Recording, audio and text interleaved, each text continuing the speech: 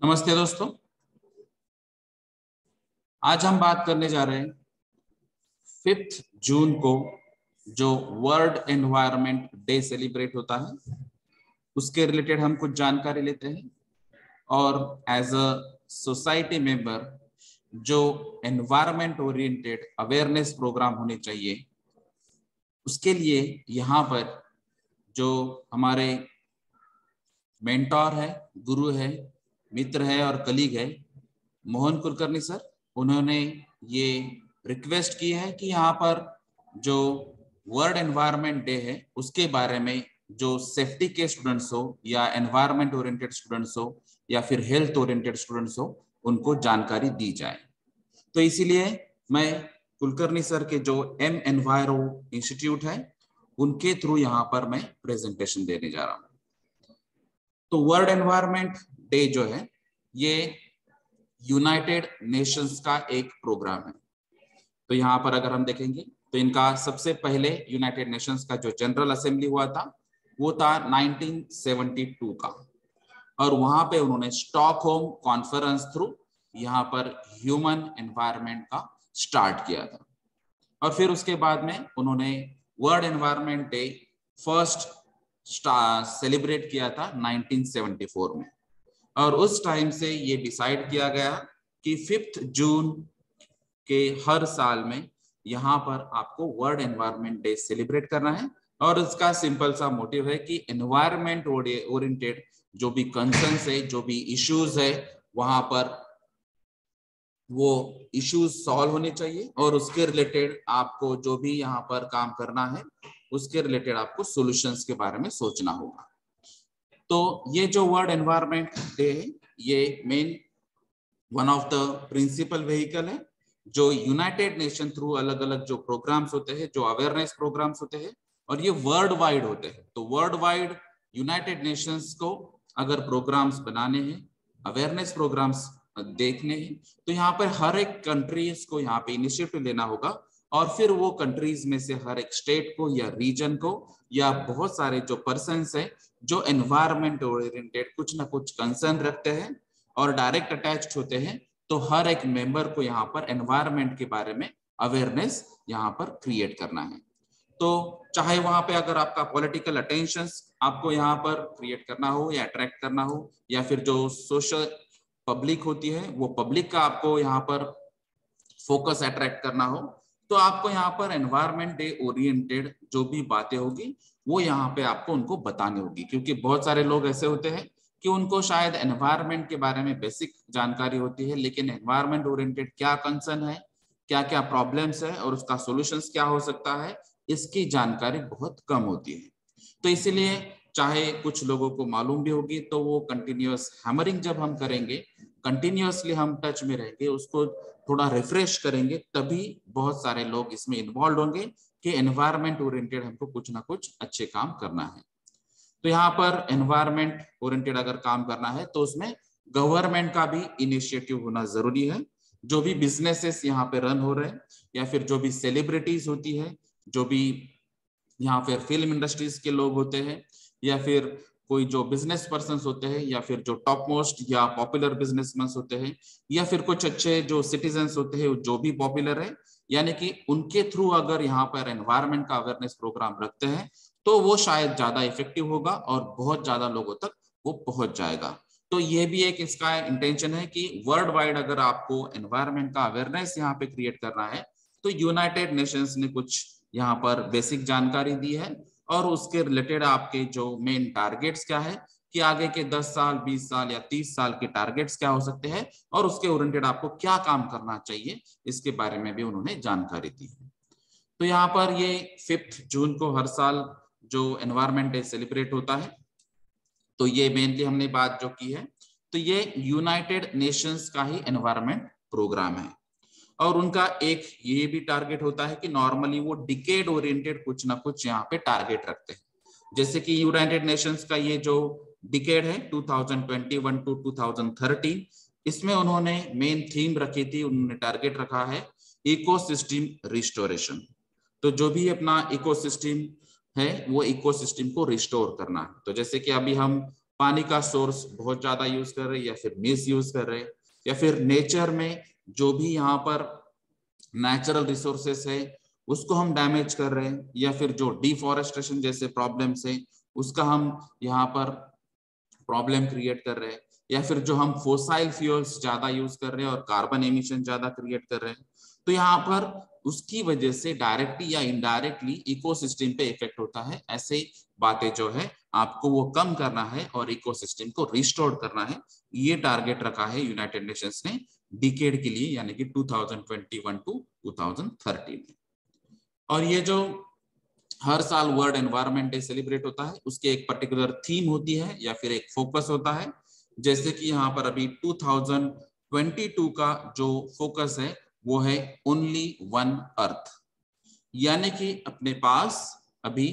पूरी दुनिया में सिर्फ एक ही पृथ्वी है और उसी पे आपको रहना है, इसीलिए उसको आपको अच्छी तरह से मेंटेन करना है। जो भी नेचुरल सोर्सेस है उसको मेंटेन करना है, या फिर जो भी आपने डैमेजेस किए नेचर में उसको रिस्टोर करना है। तो इसके बारे में यहाँ पे उन्होंने थीम रखी है ओनली वन अर्थ। तो ये कैंपेन स्लोगन है और उसका जो मेन फोकस है वो है living sustainability in harmony with nature. तो सस्टेनेबल यानी कि स्थिरता के साथ आपको यहाँ पर रहना है पृथ्वी पे, हार्मनी के साथ यहाँ पर आपको रहना है, यानी कि जो भी तालमेल है वो आपका प्रकृति के साथ तालमेल रख के आपको यहाँ पे रहना चाहिए। तो ये मेन फोकस है, यानी कि जो भी नेचर है या फिर प्रकृति है उसको डिस्टर्ब करके उसको डैमेज करके अगर आप रहने जाएंगे तो कुछ सालों में उसका निगेटिव इंपैक्ट आपको दिखाई देगा। तो यहाँ पर मेन फोकस है living sustainably in harmony with nature. ये 2022 का मेन फोकस है और उसका कैंपेन स्लोगन है ओनली वन अर्थ। तो यहाँ पे अलग अलग जो हर साल कंट्रीज होते हैं जो ये वर्ल्ड एनवायरनमेंट डे सेलिब्रेट करने के लिए होस्ट कंट्री वो डिक्लेयर करते हैं यूनाइटेड नेशन थ्रू। तो इस साल का 2022 का जो होस्ट कंट्री है वो है स्वीडन। तो अभी हम स्वीडन में ये जो फोकस है जो है ओनली वन अर्थ और उसका जो living sustainability in harmony with nature है, तो ये स्वीडन में कैसे मेंटेन करते हैं या फिर उस हिसाब से वो क्या काम कर रहे हैं उसकी भी हम जानकारी लेते हैं। तो जैसे अभी ये यूनाइटेड नेशंस का एनवायरनमेंट प्रोग्राम है और उसका जो मेन अभी होस्ट कंट्री है वो है स्वीडन। तो अभी हम स्वीडन की जानकारी लेते हैं। तो स्वीडन ये यूनाइटेड नेशंस का जो एनवायरनमेंट प्रोग्राम है ये यहीं से स्टार्ट हुआ है। तो इसको हम जैसे बर्थ प्लेस ऑफ यूएनईपी हम कह सकते हैं, या फिर जो वर्ल्ड एनवायरनमेंट डे स्टार्ट हुआ है तो वो स्वीडन से ही स्टार्ट हुआ है। तो जैसे अभी हमने बात की थी कि 1972 में सबसे पहले ये ह्यूमन एनवायरनमेंट ओरिएंटेड जो कॉन्फ्रेंस हुई थी जो स्टॉकहोम में यहाँ पे लोकेट की गई थी, और यहाँ पर ये बताया गया था या डिक्लेयर किया था या डिसाइड किया था कि 5 जून को हर साल आपको वर्ल्ड एनवायरनमेंट डे सेलिब्रेट करना है। और ये वर्ल्ड एनवायरनमेंट डे सेलिब्रेशन के थ्रू आपको एनवायरनमेंट रिलेटेड जो भी अवेयरनेस है वो आपको अवेयरनेस क्रिएट करना है। तो हर एक सिटीजन्स को, हर स्टूडेंट्स को, हर बिजनेसमैन को या फिर हर सेलिब्रिटीज को इसमें इन्वॉल्व करना है और उनको ये अलग अलग एनवायरनमेंट ओरिएंटेड जो कंसर्न्स है एनवायरनमेंट के जो अच्छे चीजें हैं वो भी आपको यहाँ पर बताना है। तो ये एक्चुअली 1972 से अगर हम देखेंगे आज 2022 में यहाँ पर उनको 50 साल होने जा रहे हैं और इसीलिए इसका इम्पोर्टेंस इस साल बहुत ज्यादा है। तो ये जो स्टॉकहोम में कॉन्फ्रेंस हुई थी उसी हिसाब से अभी 2022 में भी यहाँ पे मेन सेलिब्रेशन यहाँ पे होने वाला है। तो जैसे हमने स्वीडन कंट्री का बताया था कि ये स्वीडन कंट्री ये होस्ट कंट्री है, तो स्वीडन के साथ केनिया जो है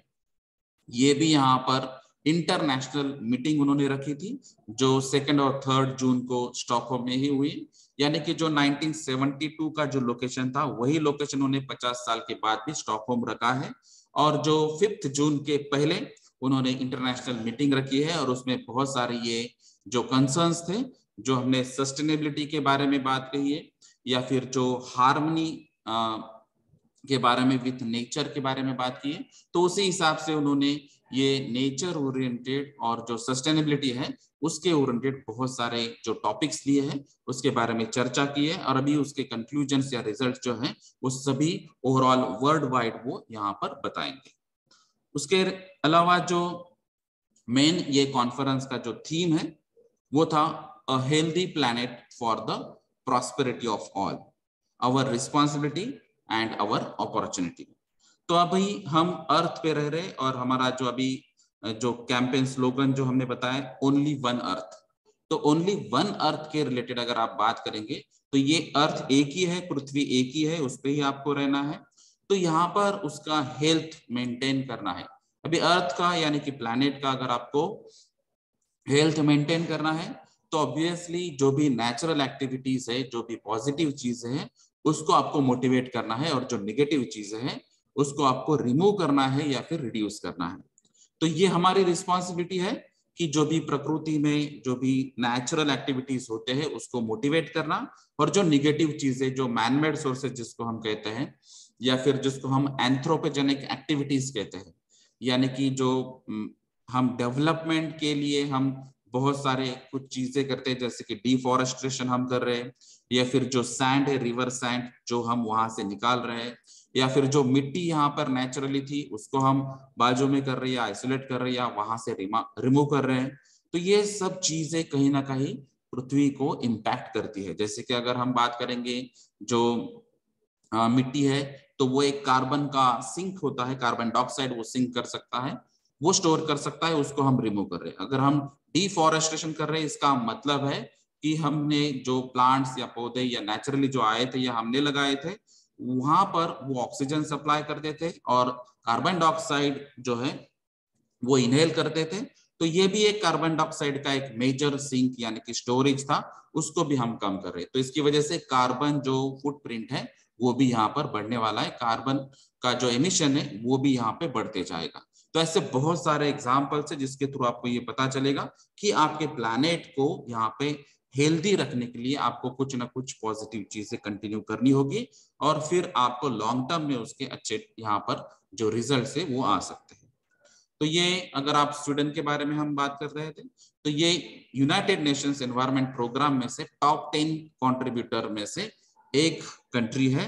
जो स्पेशली एनवायरनमेंट फंड का भी कंट्रीब्यूशन मेजरली करते हैं और बहुत सारे जो रिन्यूएबल एनर्जी सोर्सेस का यूटिलाइजेशन करते हैं। तो यहाँ पर सिर्फ उन्होंने थ्योरेटिकल बात नहीं की है, उन्होंने एक्चुअल में स्वीडन में इंप्लीमेंट की है बहुत सारी चीजें, और उनके कुछ पर्टिकुलर टारगेट्स भी है कि जहां पे एंथ्रोपोजेनिक एक्टिविटीज उनको कम करना है, फोसाइल फ्यूल्स का यूटिलाइजेशन कम करना है, या फिर ऐसे सोर्सेस या एक्टिविटीज को कम करना है जहां पे कार्बन एमिशन हो रहा है, और फिर वो रिन्यूएबल एनर्जी सोर्सेस जो है जो नेचुरल सोर्सेस है उनका ज्यादा यूटिलाइजेशन करना है। तो इसमें अगर आप यहाँ पर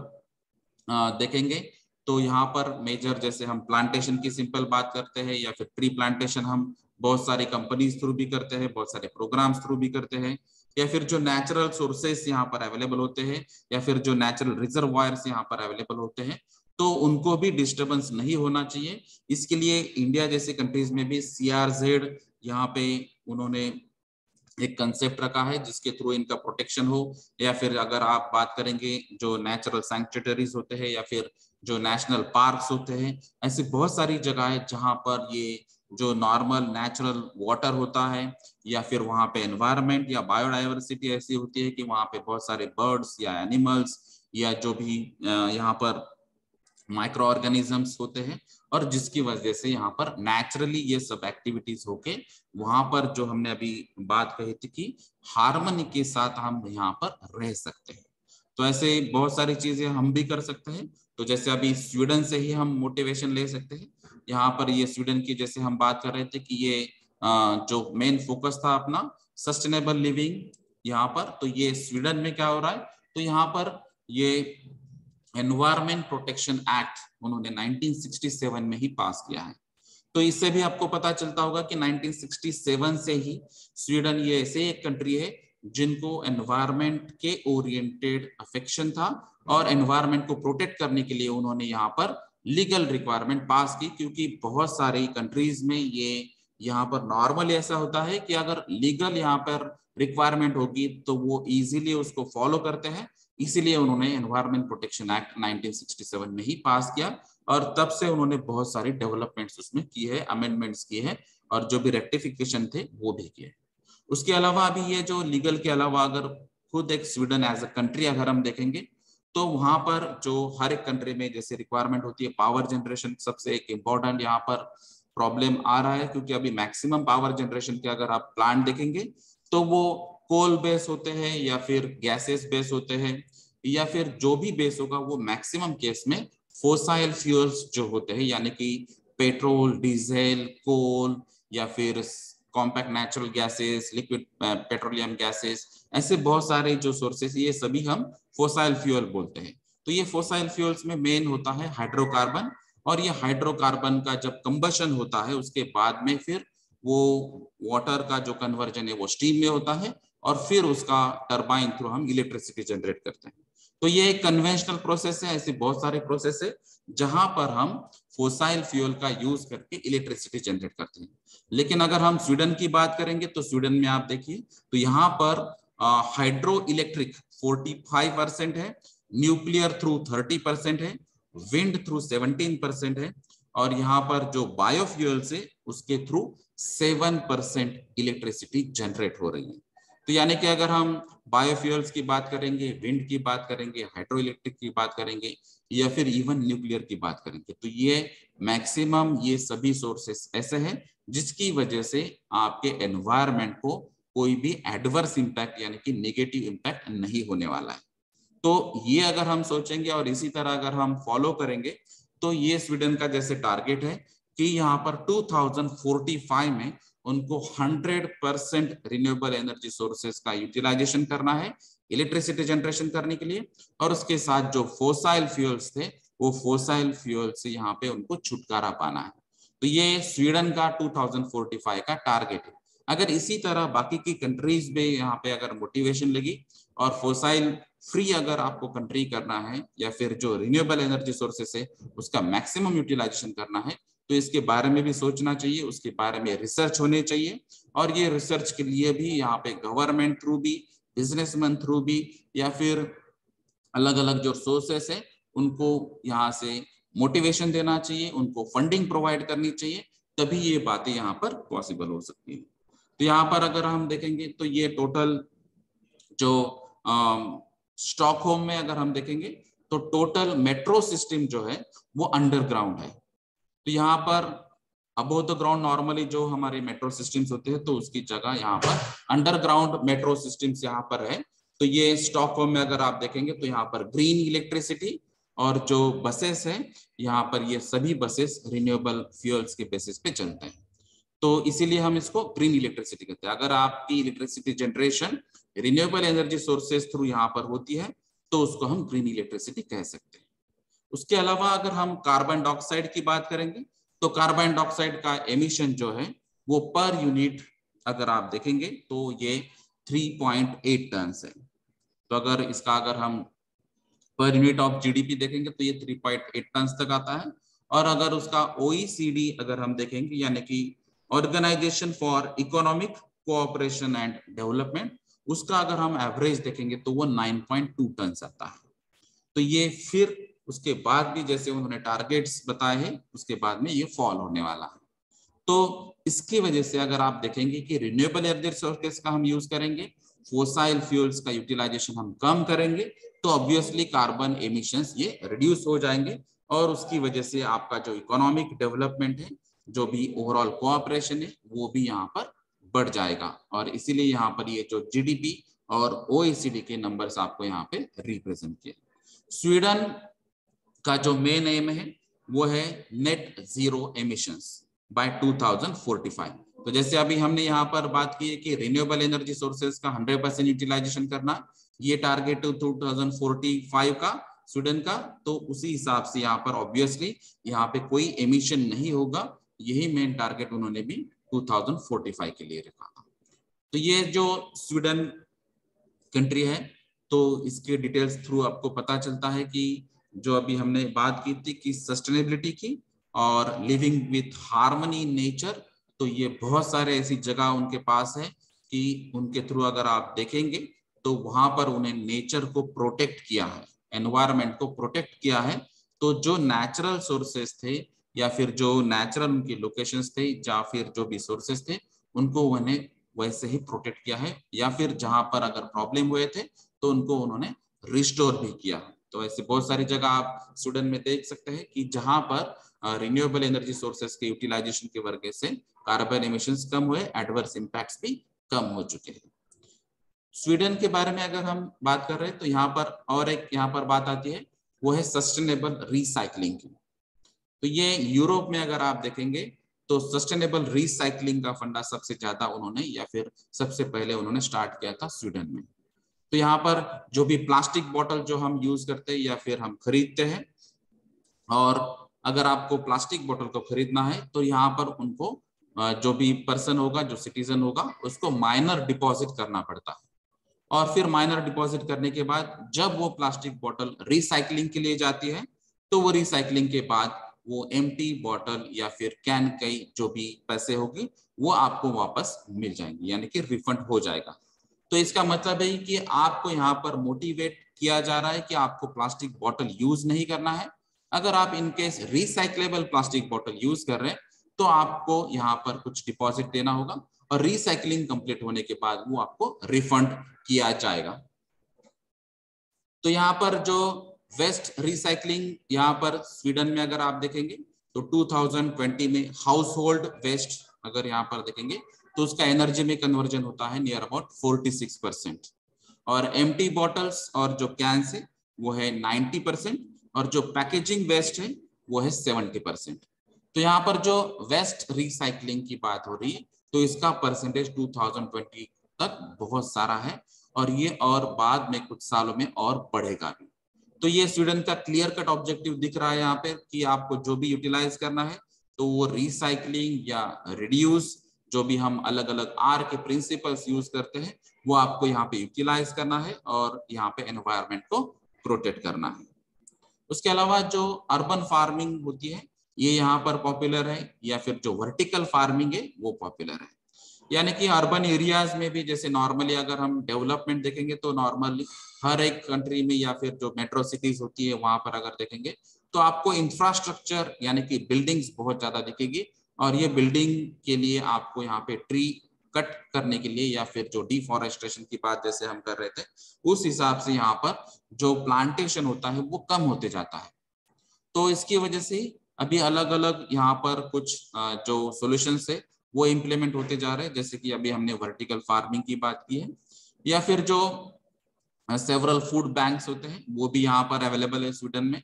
या फिर जो रिडक्शन के लिए जैसे फूड वेस्ट यहाँ पर जैसे होती है, जैसे हर एक कंट्रीज में ये फूड वेस्ट एक मेजर प्रॉब्लम है, तो यहाँ पर फूड वेस्ट जो होती है तो उसको भी रिड्यूस करने के लिए बहुत सारी अवेयरनेस प्रोग्राम की जाती है, या फिर जो फूड वेस्ट है उसको रीडिस्ट्रीब्यूट भी किया जाता है। अगर इनकेस वो रीडिस्ट्रीब्यूशन के लिए आयक भी नहीं है तो उसके थ्रू भी यहाँ पर as a food waste through energy generation भी यहाँ पर हो सकता है। तो ये बहुत सारे ऐसे प्लांट्स भी है हमारे यहाँ पर कंट्रीज में भी, ये food waste through energy convergence के भी प्लांट यहाँ पे ऑलरेडी इंस्टॉल है। तो स्वीडन ये एक world's first wireless electric road बनाने वाला कंट्री है, और यहाँ पे इलेक्ट्रिक व्हीकल जो है उनके लिए भी यहाँ पर मोटिवेशन मिला है, और फिर जो भी यहाँ पर मैक्सिमम ड्राइविंग होती है तो ई व्हीकल्स यहाँ पे ऑलरेडी यहाँ पे लॉन्च हो चुके हैं। उनके लिए चार्जिंग स्टेशन होते हैं, उनके लिए जो भी सेफ्टी या फिर जो अलग अलग ट्रेनिंग प्रोग्राम्स होते हैं वो भी यहाँ पर बहुत सारे यूज करते हैं, और उनका जो मेन टारगेट है वो 2000 किलोमीटर तक वायरलेस इलेक्ट्रिक रोड उनका टारगेट है 2030 तक बनाना, यानी कि 2000 किलोमीटर तक आप वायरलेस इलेक्ट्रिक रोड यूटिलाइज कर सकते हैं। तो इसका मतलब है अगर इतना किलोमीटर अगर हम यहाँ पे कवर अप करेंगे तो फोसाइल फ्यूल्स जो यूज करने वाले थे उसकी जगह हम यहाँ पे इलेक्ट्रिक रोड अगर बनाते हैं या फिर चार्जिंग उसको करते हैं, वायरलेस नेटवर्क हम यहाँ पर यूज कर रहे हैं, तो ऑब्वियसली जो एनवायरमेंट का प्रोटेक्शन है वो होने वाला है। तो जैसे अभी हमने वर्टिकल फार्मिंग की बात की तो ये एक सिंपल सा एग्जांपल है जो आज के डेट में हमारे यहाँ पर इंडिया में भी ये अभी यूटिलाइज होते जा रहा है। तो ये वर्टिकल फार्मिंग का कंसेप्ट ही है, जैसे कि हम नॉर्मली अगर प्लांटेशन करते हैं या फार्मिंग करते हैं, तो वहां पर आपको लैंड रिक्वायरमेंट हायर साइड में होती है, एरिया रिक्वायरमेंट हायर साइड में होती है। लेकिन अगर आप यहाँ पर ऐसे अगर यूज करते जाएंगे तो वर्टिकली हम उसको डेवलप कर रहे हैं। तो ये हमने इंडिया में भी बहुत सारी जगह देखा है, मैंने खुद भी ऐसे कुछ लोकेशंस को विजिट किए जहां पर ये वर्टिकल फार्मिंग अच्छी तरह से होती है, और वहां से वेजिटेबल्स या फिर जो छोटे छोटे प्लांट्स होते हैं जहां पे उनका मेडिसिनल यूज भी होता है, तो ऐसे बहुत सारे प्लांट्स यहाँ पर आप यूज कर सकते हैं। और इनको जो वाटर डिस्ट्रीब्यूशन सिस्टम, जो स्प्रिंकलिंग सिस्टम्स होती है, वो भी यहाँ पे यूटिलाइजेशन होता है। और इनको जो भी वाटर दिया जाता है वो भी मैक्सिमम केस में वेस्ट वाटर या जो रिसाइक्लेबल वाटर होता है उसको यूटिलाइज किया जाता है, जिसकी वजह से आपका जो ड्रिंकिंग वाटर या पोर्टेबल वाटर है वो भी यहाँ पे सेव हो सकता है। उसके अलावा अगर हम यहाँ पे बात करेंगे, जो मेन फोकस था 2022 का, तो वो था ओनली वन अर्थ। तो ये स्लोगन जो हमने 1972 से भी स्टॉकहोम की बात की थी, वो 50 इयर्स कंप्लीट करने के बाद उसका अभी एक्चुअली इंपॉर्टेंस बढ़ा है 50 साल में। तो बहुत सारे कंट्रीज ने यहाँ पर इनिशिएटिव्स भी लिए, बहुत सारे कैंपेन्स भी उन्होंने अलग अलग किए हैं। हर साल ये एनवायरनमेंट डे सेलिब्रेशन के लिए अलग अलग कंट्रीज को होस्ट किया जाता है, उसके अलग अलग थीम्स होते हैं। और फिर नेचर को प्रोटेक्ट करने के लिए या फिर पोल्यूशन को रिड्यूस करने के लिए या फिर जो क्लाइमेटिक चेंज है उसको कम करने के लिए, कार्बन एमिशंस कम करने के लिए अलग अलग यहाँ पर जो अवेयरनेस प्रोग्राम है वो हमने यहाँ पर रखी है, जो United Nations Environment Programme through. तो यहाँ पर अगर आप बात करेंगे तो इसे जो अर्थ हम यूटिलाइज कर रहे हैं, प्लैनेट हम यूज कर रहे हैं, क्योंकि हमने अभी ओनली वन अर्थ इसके बेसिस पे हम फोकस कर रहे हैं। तो अभी जो हम यूज कर रहे हैं अर्थ वो है 1.6 अर्थ। तो यहाँ पर इसका मतलब क्या है कि आप यहाँ पर जो अर्थ पर ऑलरेडी जो भी अवेलेबल है वो लाइफ से बहुत ज्यादा हम यूटिलाइज कर रहे हैं या फिर मिस यूज कर रहे हैं, और जिसकी वजह से हमने ऑलरेडी अर्थ को कुछ ना कुछ यहाँ पर जो मिस यूज किया है, तो उसको अभी रिस्टोर करने के लिए आपको काम करना होगा। तो जैसे अभी हमने बात की थी कि इकोसिस्टम रिस्टोरेशन, तो ऑलरेडी हमने एक से ज्यादा यानी कि 100% से ज्यादा अर्थ का यूटिलाइजेशन कर लिया है आपकी रिक्वायरमेंट के हिसाब से। यानी कि आपकी रिक्वायरमेंट 100% है, लेकिन अभी हमने कंज्यूम किया है 160%। तो ये इकोसिस्टम के जो भी अलग अलग कंपोनेंट्स होते हैं उसको हमने डिस्टर्ब किया है, कुछ डैमेज किया है, डिस्ट्रॉय किया है। तो उसको रिस्टोर करने के लिए आपको अलग अलग एक्टिविटीज यहाँ पर फॉलो करनी होगी। और जैसे हमने अभी बात की थी कि गवर्नमेंट इनिशिएटिव्स, सेलिब्रिटीज, बिजनेसमैन, ये जब इन्वॉल्व होंगे तो वो थोड़ा काम फास्ट हो सकता है, और उसको अगर फंडिंग मिल जाती है तो वो थोड़ा सा यहाँ पर मोटिवेशन यहाँ पे हर एक जो कंपोनेंट्स है उनको मिल जाएगा। तो यहाँ पर अगर हम बात करेंगे, जैसे अभी हम आज के डेट में बहुत सारी जगह ग्लोबल वार्मिंग की बात करते हैं, तो यहाँ पर ग्लोबल वार्मिंग को यहाँ पर 1.5 डिग्री सेल्सियस तक यहाँ पर सेंचुरी के एंड तक हमको लिमिट करना चाहिए या फिर उसको रिस्ट्रिक्ट करना चाहिए। और ये जो अलग अलग ग्रीन हाउस गैसेस होते हैं, जैसे कि यहाँ पर कार्बन डाइऑक्साइड 50% है, या फिर जो मीथेन है, या फिर यहाँ पर कुछ ओजोन के भी मॉलिक्यूल्स है, या फिर यहाँ पर कुछ वाटर के भी मॉलिक्यूल्स है, या फिर जो CFCs है यानी कि क्लोरोफ्लोरोकार्बन्स है। तो ये अलग अलग ग्रीन हाउस गैसेस अलग अलग एक्टिविटीज की वजह से, अलग अलग जो इंस्ट्रूमेंट या इक्विपमेंट्स की वजह से यहाँ पर जनरेट होते हैं, तो उसका इम्पैक्ट भी अलग अलग होता है। तो इसको अगर हम थोड़ा कंट्रोल करेंगे तो ऑब्वियसली ग्लोबल वार्मिंग जो है यानी कि ग्लोब जो टेम्परेचर उसका बढ़ रहा है उसको भी हम कंट्रोल कर सकते हैं। तो यहाँ पर 50% चांसेस है कि ग्लोबल वार्मिंग को यहाँ पर हम कंट्रोल कर सकते हैं। लेकिन अगर हमने ये ग्रीन हाउस गैसेज जनरेट करने वाली एक्टिविटीज अगर कम नहीं की तो ये ऑब्वियसली 1.5 डिग्री सेल्सियस से भी ज्यादा यहाँ पर जाएगा। तो आपका जो अर्थ है उसका टेम्परेचर हर साल या हर डिकेड में बहुत सारा बढ़ सकता है। जैसे अगर आज के डेट में अगर हम देखेंगे तो कोई भी जगह, कोई भी लोकेशन अगर आप लेंगे तो 10 साल पहले या 20 साल पहले अगर आप उसकी बात करेंगे तो नेचुरली उसका अगर टेम्परेचर हम एवरेज देखेंगे एनुअली, तो वो टेम्परेचर से बहुत ज्यादा टेम्परेचर आज की डेट में बढ़ चुका है। तो ये ऐसे बहुत सारे एग्जांपल्स आपको दिखाई देंगे। जैसे अभी यहाँ पर मैं रहता था तो नॉर्मली यहाँ पर 25 to 30 और उसके बाद में 30 30 to 35 डिग्री सेल्सियस तक की टेम्परेचर होता था, लेकिन आज की डेट में 40 डिग्री सेल्सियस ये नॉर्मल टेम्परेचर हो चुका है। तो ऐसे बहुत सारे एग्जांपल्स आप ले सकते हैं और उसके बेसिस पे आपको ये डिसाइड करना होगा कि ग्रीन हाउस गैसेस को कैसे रिड्यूस किया जाए, या फिर जो एक्टिविटीज है या जो सोर्सेस है उसको मिनिमाइज कैसे किया जाए, या फिर उसके जो अलग अलग अल्टरनेटिव्स होंगे उसके बारे में आपको यहाँ पर इम्प्लीमेंटेशन के लिए सोचना होगा।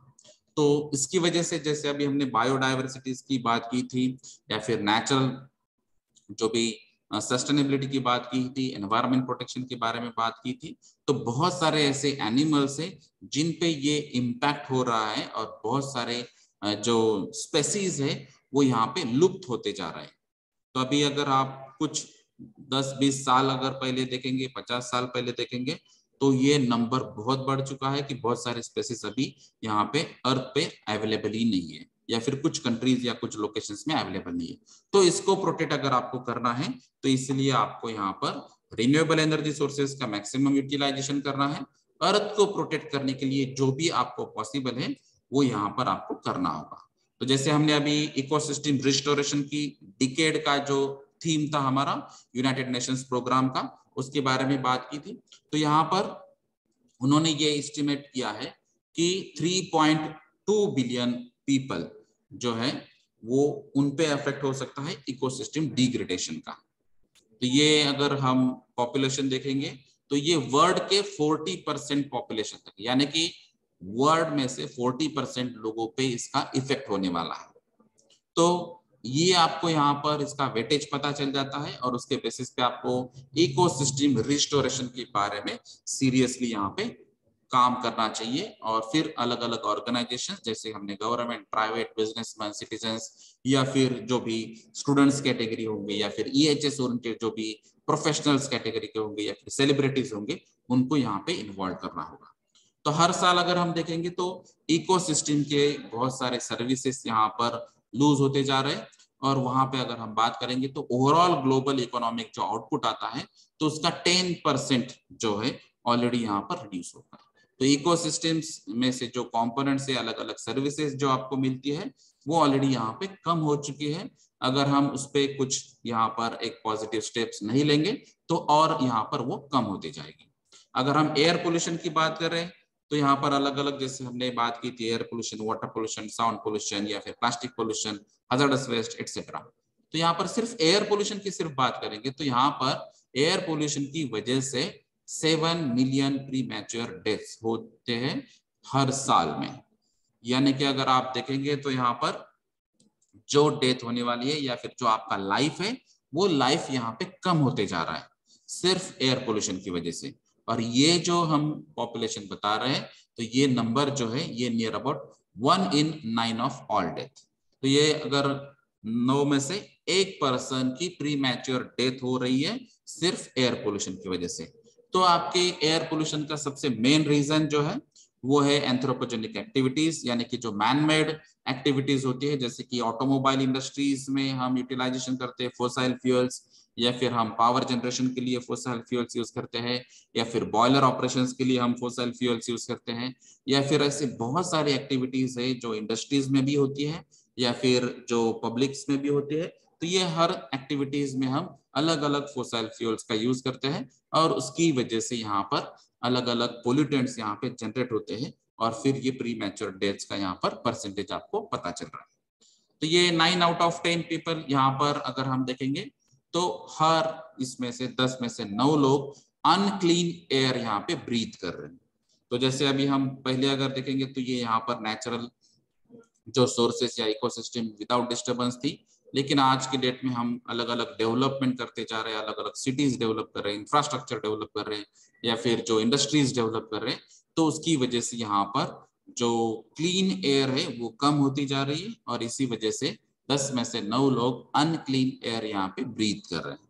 तो ये सबसे इम्पोर्टेंट यहाँ पर एनवायरमेंट का जो आउटपुट आता है वो आता है हेल्थ रिस्क।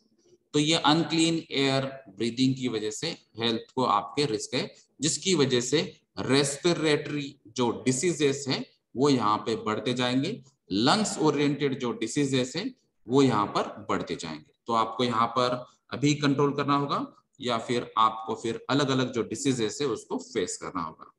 तो 57% कंट्रीज जो है वो लीगल डेफिनेशंस जो है एयर पोल्यूशन के देती है, या फिर जो 2019 में अगर आप देखेंगे तो 92% ऑफ द पीपल एक्सपीरियंस कर रहे थे एयर पोल्यूशन का। और ये वर्ल्ड हेल्थ ऑर्गेनाइजेशन जो है इन्होंने भी अलग अलग गाइडलाइंस प्रोवाइड की है कि आपको एयर पोल्यूशन कम करना होगा, क्योंकि मैक्सिमम केसेस में अलग अलग लोकेशन से वर्ल्ड में से जो भी प्रॉब्लम्स आते हैं उसमें से अगर वर्ल्ड हेल्थ ऑर्गेनाइजेशन ने जो सॉर्टिंग के एनालिसिस किया है उसमें बहुत सारे मेजर प्रॉब्लम ये एयर पोल्यूशन की वजह से आपके हेल्थ रिस्क यानी कि रेस्पिरेटरी जो सिस्टम है उसको डैमेज करने वाले मैक्सिमम डिसीजेस यहाँ पर आ रहे हैं, और इसीलिए ये बहुत ज्यादा इंपॉर्टेंट है। तो ये जैसे कि यहाँ पर ये सिंपल आपको पता चल रहा है कि यहाँ पर ये प्रकृति को यानी कि ये नेचर को कहीं पे डिस्टरबेंस नहीं है, इसीलिए वो नेचुरल जो भी फिनोमिनाज है वो नेचुरल फिनोमिना से यहाँ पर एक्टिविटीज थ्रू यहाँ पर ये रन हो रहा है, और यहाँ पे कोई मैन मेड एक्टिविटीज नहीं है, इसीलिए इसको डिस्टरबेंस नहीं है। तो जो ओवरऑल इकोसिस्टम की हम बात कर रहे हैं तो ये इकोसिस्टम ऑटोमेटिक यहाँ पर प्रोटेक्टेड है, तो इसको रिस्टोर करने की भी जरूरत नहीं। तो ऐसे अगर जो भी सोर्सेस से पहले थे लेकिन अभी हमको उन्होंने डिस्टर्ब किया है तो उसको रिस्टोर करना भी यहाँ पर जरूरी होगा। तो अगर हम ये जो कैंपेन है उसके बारे में ही डिटेल में बात करेंगे तो 1952 2017 के अगर हम देखेंगे तो 9.2 बिलियन टन्स हमने प्लास्टिक प्रोड्यूस कर चुके हैं, और इसमें से 7 बिलियन टन्स जो है ये वेस्ट बन चुका है। यानी कि 9.2 बिलियन हमने टन्स जो प्लास्टिक जनरेट किया है उसमें से 7 बिलियन ये वेस्ट अगर होता है तो सिर्फ 2.2 ये रिसाइकल हो चुका है या फिर कहीं पे यूटिलाइज हो चुका है। तो ये रीयूज या रिसाइकलिंग का अगर ये परसेंटेज इतना कम होगा तो यहाँ पर बहुत सारा प्लास्टिक प्रोड्यूस हो सकता है। और जैसे ही हमको मालूम है कि प्लास्टिक का कैरेक्टरिस्टिक सही है कि हजारों साल ये वैसे ही रह सकता है, और जिसकी वजह से प्लास्टिक पोल्यूशन और उसके ओरिएंटेड जो एडवर्स इम्पैक्ट है या नेगेटिव इम्पैक्ट है वो बहुत ज्यादा हो सकते हैं। इसीलिए हमारे जो कंट्रीज में महाराष्ट्र जैसे स्टेट में प्लास्टिक पोल्यूशन के रिलेटेड लॉज और रूल ला चुके हैं, और प्लास्टिक पोल्यूशन को बंद करने के लिए या फिर उसका कंजम्पशन रिड्यूस करने के लिए अलग अलग स्टेप्स लिए हैं। तो हर एक रीजन में हर एक स्टेट ने ये ऐसे अलग अलग यहाँ पर स्टेप्स लेने जरूरी होंगे, जिसकी वजह से प्लास्टिक का जो प्रोडक्शन है या फिर जो डिमांड है उसको रिड्यूस करना है, या फिर उसका जो कंजम्पशन है उसको हम रिड्यूस कर सकते हैं। फिर जो अलग अलग आप बिजनेस का अगर सिनेरियो देखेंगे तो उसमें भी एनुअल प्लास्टिक जो एक्वेटिक इकोसिस्टम्स में आते हैं वो भी 23 to 37 मिलियन टन्स ये 2014 तक आ सकता है। तो अगर हमारे एक्वेटिक सिस्टम्स में या इकोसिस्टम्स में अगर इतना ये मिलियन टन्स तक अगर ये वेटेज आता है तो उसका आपको यहाँ पे समझ में आता है कि आपको एग्जैक्टली प्लास्टिक के लिए आपको अलग अलग स्टेप्स लेना जरूरी होगा। तो यहाँ पर overall total global economic cost अगर हम देखेंगे मराइल प्लास्टिक पोल्यूशन ओरिएंटेड, यानी कि जो ओशन में या समुद्र में जो प्लास्टिक फेंक देते हैं, जैसे कि हम अगर यहाँ पर शिप्स में देखेंगे या फिर जो अलग अलग बोट्स होते हैं या फिर जो फिशरीज हम यूज करते हैं या फिर जो अलग अलग एक्वाकल्चर्स के अलग अलग जो एक्टिविटीज हम यूज करते हैं, तो उसके लिए यहाँ पर आपको ये पोल्यूशन कंट्रोल करने के लिए ही near about 6 to 19 billion US$ यहाँ पे एस्टिमेट किया था कि इतना यहाँ पर आपको कॉस्टिंग लगता है। तो ये अगर प्लास्टिक पोल्यूशन इतना है, मराइन पोल्यूशन इतना है, तो उसको कंट्रोल करने के लिए इतना इन्वेस्टमेंट होता है। तो उसके अलावा अगर इसको रिड्यूस करने के लिए या फिर उसके सब्स्टिट्यूट में इको फ्रेंडली प्रोडक्ट्स अगर हम क्या यूज करते हैं और वहां पर अगर इन्वेस्टमेंट करेंगे तो वो बेटर होगा। तो यहाँ पर बहुत सारे ऐसे जो फूड है जो हम प्रोड्यूस करते हैं ह्यूमंस के लिए, लेकिन ऐसे बहुत सारे फूड्स है जो यूटिलाइज नहीं होते हैं, कंज्यूम नहीं होते हैं, और जिसकी वजह से निगेटिव इम्पैक्ट्स भी हो सकते हैं। तो जैसे हम पैकेज जो बॉटल्स यूज होते हैं या फिर पैकेज बॉक्सेस हम यूज करते हैं, रैपर्स हम यूज करते हैं, तो उसके वजह से भी निगेटिव इम्पैक्ट्स यहाँ पर होते हैं। तो नॉर्मली हमको ये भी जो पैकिंग मटेरियल्स है या फिर ऐसे कुछ फूड से ये आपको अवॉइड करने होंगे। उसके अलावा अगर आप बात करेंगे तो ग्रीन हाउस गैस एमिशंस की हमने बात की थी, तो यहाँ पर अगर फूड ओरिएंटेड जो ग्रीन हाउस गैसेस एमिट होते हैं, जो फूड हमने कंज्यूम नहीं किया है, तो वो near about 8 to 10% of global green house gases emission. यानी कि जो हम फूड कंज्यूम नहीं कर रहे हैं या फिर आपको जितनी जरूरत है उससे ज्यादा हम फूड प्रोड्यूस कर रहे हैं, और यहाँ पर अगर ये वेस्ट हो जाता है फूड, तो उसकी वजह से जो नेचुरल माइक्रोबियल एक्टिविटीज होती है जिसकी वजह से यहाँ पर गैसेस प्रोड्यूस होते हैं, और ये अगर हम गैस की बात करेंगे तो ये gas emission 8 to 10% of global green house gas emission है। तो इसको भी आपको कंट्रोल करना होगा। तो ओवरऑल अगर हम देखेंगे तो ये आपको एनवायरनमेंट को प्रोटेक्ट करना है, इकोसिस्टम को आपको रिस्टोर करना है, बायोडायवर्सिटी जो पहले थी उस हिसाब से ये फिर से अगर आपको रिस्टोर करने की जरूरत है तो आपको स्टेप बाय स्टेप कुछ ना कुछ नेचुरल एक्टिविटीज ओरिएंटेड काम करना होगा, और जो डेवलपमेंट या इंफ्रास्ट्रक्चर ओरिएंटेड जो आप काम कर रहे हैं तो उसको नेचुरल सोर्सेस थ्रू या फिर रिन्यूएबल एनर्जी से थ्रू आप क्या काम कर सकते हैं इसके बारे में भी आपको सोचना होगा। और तभी ये ओवरऑल जो नेचर है वो हम बात कर सकते हैं कि ये इकोनॉमिकली सस्टेनेबल आपको यहाँ पर ऑप्शन मिल सकता है। तो अगर हम एज अ लोकल सिटीजन्स या लोकल कम्युनिटीज की हम बात करेंगे तो हर एक पर्सन जब इन्वॉल्व होगा तो वो लोकल एरिया जो है वो इकोनॉमिकली सस्टेनेबल होगा, या फिर जो हमने नेचर का प्रोटेक्शन करना है, इकोसिस्टम का रिस्टोरेशन करना है, सस्टेनेबल या हार्मनी से आपको नेचर के साथ रहना है, तो ये जब हम लोकल से स्टार्ट करेंगे तभी वो ग्लोबल तक पहुंच सकते हैं। तो जैसे हम नॉर्मली जो बात करते हैं कि think globally but act locally, तो ग्लोबली हम United Nation Environment Programme oriented हम यहाँ पे थिंकिंग कर सकते हैं, लेकिन जब आपको एक्ट करना है तो ओवरऑल ग्लोब में एट ए टाइम एक्ट नहीं कर सकते, तो एक्ट आपको खुद से स्टार्ट करना होगा, आपके खुद के ऑफिस से स्टार्ट करना होगा, इंडस्ट्री से या ऑर्गेनाइजेशन से या सोसाइटी से स्टार्ट करना होगा, तभी आपका जो लोकल एरिया होगा वो यहाँ पर नेचुरली यहाँ पर डेवलप होगा, और फिर बाद में फिर आप स्टेट की, रीजन की या कंट्रीज की यहाँ पर हम बात कर सकते हैं, और फिर उसके बाद में ग्लोब की बात कर सकते हैं।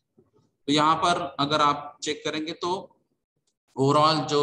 नेचर बेस्ड सॉल्यूशंस अलग अलग आते हैं, तो उसमें करंट इन्वेस्टमेंट $US की है 133 बिलियन की। और जैसे अभी हम बात कर रहे थे कि क्लाइमेट चेंज या बायोडाइवर्सिटीज या फिर जो लैंड का डिग्रेडेशन हुआ है उसके अलग अलग टारगेट्स या फिर और कुछ ऐसे टारगेट्स अगर हम देखते हैं तो इसका भी अगर हम एस्टिमेशन लेते हैं तो वो है 4.1 ट्रिलियन $। तो 2050 तक इतना आपको यहाँ पर फंडिंग देना होगा, उसके बेसिस पे इन्वेस्टमेंट करनी होगी, या फिर ये इक्विवेलेंट इन्वेस्टमेंट है जो हमने ही प्रोड्यूस किए हैं अलग अलग प्रॉब्लम्स, और जिसकी वजह से यहाँ पर ये इश्यूज क्रिएट हो सकते हैं। तो नेचर को डिस्टर्ब करने के बाद हमको इन्वेस्टमेंट करना है, उससे अच्छा प्रिकॉशनरी मेजर्स लेना चाहिए, नेचुरल एक्टिविटीज आपको देखना चाहिए विदाउट नेचर डिस्टर्बेंस। अगर आपको कुछ डेवलपमेंट पॉसिबल है, रिन्यूएबल एनर्जी सोर्सेस पॉसिबल है, तो वो आपको यहाँ पर यूटिलाइज करना चाहिए। कुछ जगह जैसे वाइल्ड फायर्स के यहाँ पर प्रॉब्लम्स आते हैं, तो ये भी यहाँ पर ये अलग अलग इकोसिस्टम्स को डिस्टर्ब करते हैं, डैमेज करते हैं, डिस्ट्रॉय करते हैं। और इसका मेजर अगर हम फिर से रीजन देखेंगे तो जो पहले थे उससे हम यहाँ पर अभी बहुत ज्यादा फायर देख रहे हैं, और इसका मेजर रीजन है फिर से ग्लोबल टेम्परेचर राइज हो रहा है। तो ये global warming, global temperature, green house gases, और फिर फोसाइल फ्यूल्स, और फिर एंथ्रोपोजेनिक एक्टिविटीज, तो ये घुमा फिरा कर वहीं पे बात आ रही है कि आपको ये एंथ्रोपोजेनिक एक्टिविटीज इसको कम करना है, फोसाइल फ्यूल जैसे रिसोर्सेज को कम करना है, यूटिलाइज कम करना है, या फिर उसके जो सब्स्टिट्यूट है उसको यूटिलाइज करना है, और एनवायरनमेंट को प्रोटेक्ट करना है। तो ये इकोसिस्टम को अगर आपको रिस्टोर करना है तो अलग अलग जो हमने अभी फेस की है प्रॉब्लम, तो ये अगर हम नहीं करते तो ये ऐसे अलग अलग डिसीजेस को आपको फेस करना होगा। जैसे अभी हमने कोरोना वायरस सब ने ही फेस किया है, तो यहाँ पर ये डिसीजेस जो कोरोना की वजह से आ रहे हैं, तो यहाँ पर भी ये रेस्पिरेटरी जो सिस्टम्स है उसके ओरिएंटेड ही है। तो यहाँ पर अगर आप देखेंगे तो ये ट्रांसमिशन हो चुका है एनिमल्स और ह्यूमंस में, तो अगर ऐसे अगर ट्रांसमिशन होते जाएंगे तो यहाँ पर डिसीजेस बहुत ज्यादा बढ़ सकते हैं। तो इसीलिए एनिमल्स जो नॉर्मली होते हैं वो फॉरेस्ट में होते हैं, या फिर जो पर्सन्स होते हैं, ह्यूमन बींग्स होते हैं, वो नॉर्मली विलेज या अर्बन एरियाज में होते हैं। और फिर अगर नेचुरली वो यहाँ पर बैलेंस होता है तो वो ठीक है, अगर ये इम्बैलेंस होता है तो ये अलग अलग डिसीजेस या अलग अलग माइक्रो ऑर्गेनिजम्स की अलग ग्रोथ होगी जो नेचुरल नहीं होती है, और ये ट्रांसमिशन भी ये नेचुरल नहीं होता है, तो ये ट्रांसमिशन भी यहाँ पर मैक्सिमम पॉसिबल होगा, और जिसकी वजह से हमको बहुत बड़े प्रॉब्लम को फेस करना होगा। फिर ये 92 environment related sustainable development goals अगर देखेंगे तो जैसे हमने एसडीजीज की बात की थी, तो अलग अलग इंडिकेटर्स यहाँ पर उन्होंने बताई है कि एनवायरमेंट क्या डैमेज हो सकता है और फिर उसके लिए सोल्यूशन जो है। तो इसीलिए आज के डेट में बहुत सारे इंडस्ट्रीज या गवर्नमेंट ने सस्टेनेबिलिटी पे फोकस किया है। तो सस्टेनेबल डेवलपमेंट गोल आपको यहाँ पर फोकस करने हैं, और उसके रिलेटेड आपके प्रोसेस में, एक्टिविटीज में, या जो डेली लाइफ के जो एक्टिविटीज होती है उसमें आपको चेंज करने हैं। तो ओवरऑल आपने वर्ल्ड एनवायरनमेंट डे सेलिब्रेशन के लिए, वर्ल्ड एनवायरनमेंट डे जो बात करता है एनवायरनमेंट अवेयरनेस प्रोग्राम के लिए,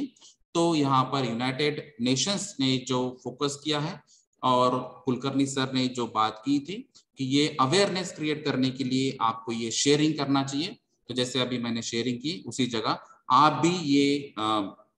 अलग अलग जगह आप ये शेयर कर सकते हैं, और जिन लोगों को एनवायरनमेंट ओरिएंटेड बात मालूम है तो उनको थोड़ा सा अवेयरनेस और ज्यादा क्रिएट करने के लिए हम कोशिश करते हैं। धन्यवाद।